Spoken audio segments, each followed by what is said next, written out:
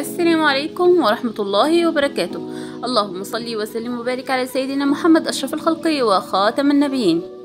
هذه اللقطة ستكون حديث العالم بسبب ما فعله الجمهور الجزائري مع القضية الفلسطينية في مباراة الرأس الأخضر والفيفا تدخل على الخط، والإعلام المصري ينقلب على محمد صلاح بسبب محرز.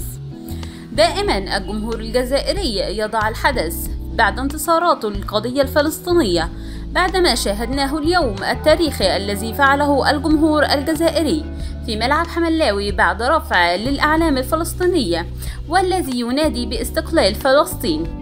هذا المشهد أغضب الفيفا جدا الذي تكيل بمكيالين، حيث صرح رئيس الفيفا وقال: على الجمهور الجزائري ألا ترفع أعلام فلسطين مجددا، لأن هذا يغضب أمريكا ويغضب الغرب ويغضب الفيفا أيضا.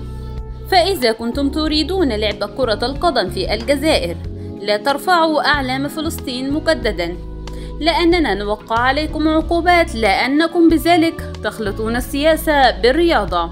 وأيضا تفاعل الإعلام المصري بسبب ما فعله رياض محرز ودعمه للقضية الفلسطينية، حيث صرح اللاعب أحمد حسام ميدو وقال: عار على محمد صلاح الذي لم يكتب أي حرف عن القضية الفلسطينية وما يشهده قطاع غزة من الهجمات هذه الأيام.